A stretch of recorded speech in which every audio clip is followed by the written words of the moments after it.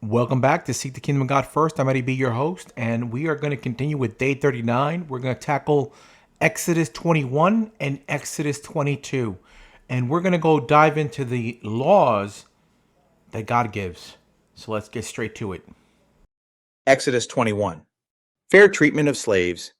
These are the regulations you must present to Israel. If you buy a Hebrew slave, he may serve for no more than 6 years. Set him free in the 7th year, and he will owe you nothing for his freedom. If he was single when he became your slave, he shall leave single. But if he was married before he became a slave, then his wife must be freed with him. If his master gave him a wife while he was a slave and they had sons or daughters, then only the man will be free in the 7th year, but his wife and children will still belong to his master. But the slave may declare, I love my master, my wife, and my children. I don't want to go free. If he does this, his master must present him before God.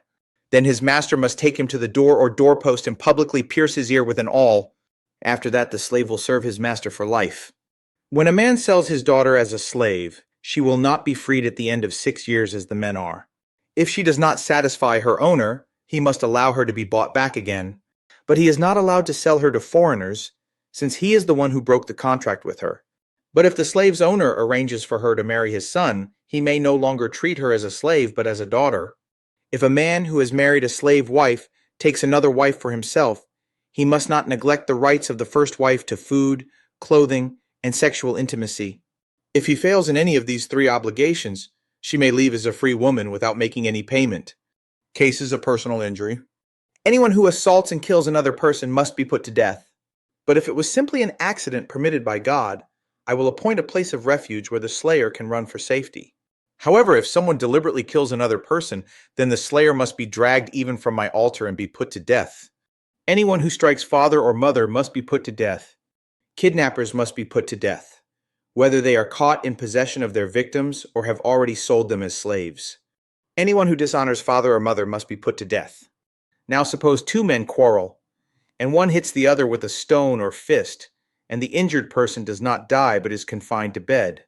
If he is later able to walk outside again, even with a crutch, the assailant will not be punished but must compensate his victim for lost wages and provide for his full recovery.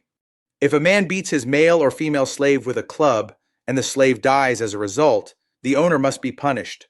But if the slave recovers within a day or 2, then the owner shall not be punished, since the slave is his property. Now suppose 2 men are fighting, and in the process they accidentally strike a pregnant woman, so she gives birth prematurely. If no further injury results, the man who struck the woman must pay the amount of compensation the woman's husband demands and the judges approve. But if there is further injury, the punishment must match the injury. A life for a life, an eye for an eye, a tooth for a tooth, a hand for a hand, a foot for a foot, a burn for a burn, a wound for a wound, a bruise for a bruise. If a man hits his male or female slave in the eye and the eye is blinded, he must let the slave go free to compensate for the eye. And if a man knocks out the tooth of his male or female slave, he must let the slave go free to compensate for the tooth. If an ox gores a man or woman to death, the ox must be stoned and its flesh may not be eaten. In such a case, however, the owner will not be held liable. But suppose the ox had a reputation for goring, and the owner had been informed but failed to keep it under control. If the ox then kills someone, it must be stoned, and the owner must also be put to death. However, the dead person's relatives may accept payment to compensate for the loss of life. The owner of the ox may redeem his life by paying whatever is demanded. The same regulation applies if the ox gores a boy or a girl, but if the ox gores a slave, either male or female, the animal's owner must pay the slave's owner 30 silver coins, and the ox must be stoned. Suppose someone digs or uncovers a pit and fails to cover it, and then an ox or a donkey falls into it. The owner of the pit must pay full compensation to the owner of the animal, but then he gets to keep the dead animal. If someone's ox injures a neighbor's ox, and the injured ox dies, then the 2 owners must sell the live ox and divide the price equally between them. They must also divide the dead animal. But if the ox had a reputation for goring, yet its owner failed to keep it under control, he must pay full compensation. A live ox for the dead one. But he may keep the dead ox. Exodus 22. Protection of property. If someone steals an ox or sheep and then kills or sells it, the thief must pay back 5 oxen for each ox stolen, and 4 sheep for each sheep stolen. If a thief is caught in the act of breaking into a house and is struck and killed in the process, the person who killed the thief is not guilty of murder. But if it happens in daylight, the one who killed the thief is guilty of murder. A thief who is caught must pay in full for everything he stole. If he cannot pay, he must be sold as a slave to pay for his theft. If someone steals an ox or a donkey or a sheep and it is found in the thief's possession, then the thief must pay double the value of the stolen animal. If an animal is grazing in a field or vineyard and the owner lets it stray into someone else's field to graze, then the animal's owner must pay compensation from the best of his own grain or grapes. If you are burning thorn bushes and the fire gets out of control and spreads into another person's field, destroying the sheaves or the uncut grain or the whole crop, the one who started the fire must pay for the lost crop. Suppose someone leaves money or goods with a neighbor for safekeeping, and they are stolen from the neighbor's house. If the thief is caught, the compensation is double the value of what was stolen.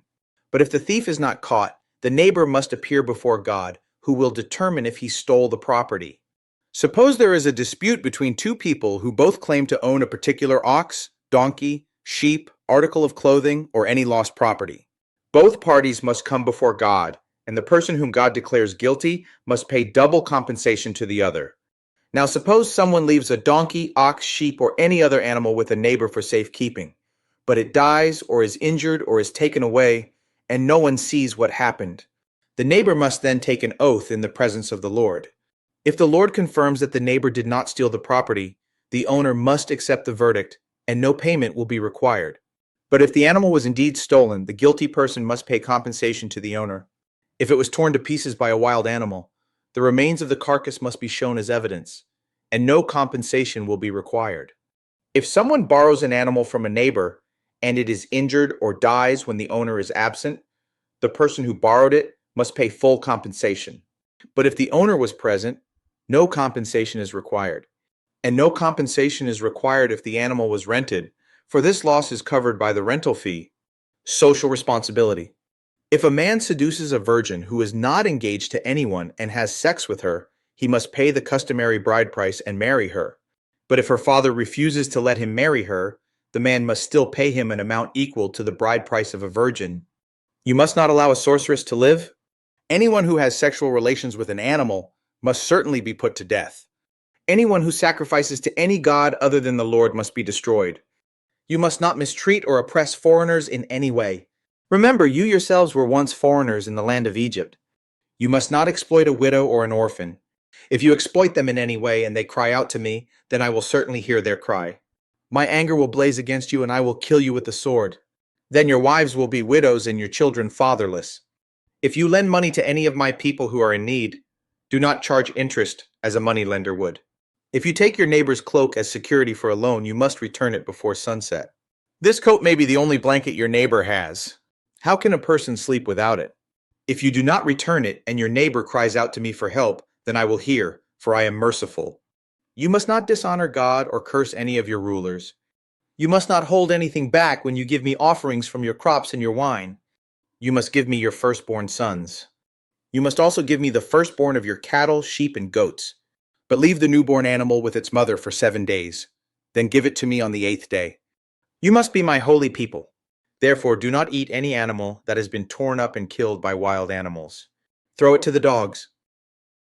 Exodus 21 and 22, we start to see how God establishes the laws for justice, for fairness in community living, so that these people can live in harmony together among the Israelites.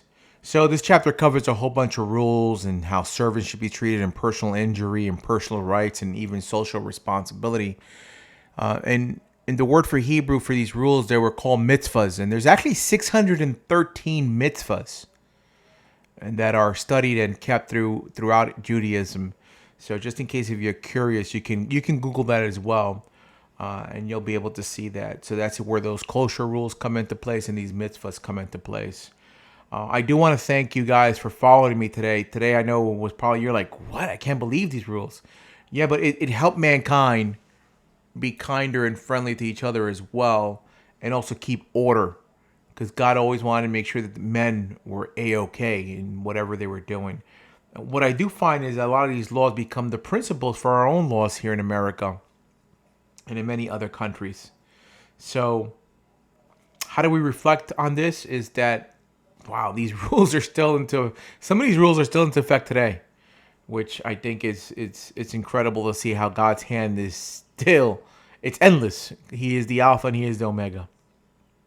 So I'm going to end here, and I look forward to seeing you guys tomorrow so we can tackle 23 and 24. You guys have a wonderful night. I won't end in a prayer because a couple of hours ago I did make a prayer uh, for the previous upload that I just had, and I'm trying to tackle these two today so we can have everything now in order.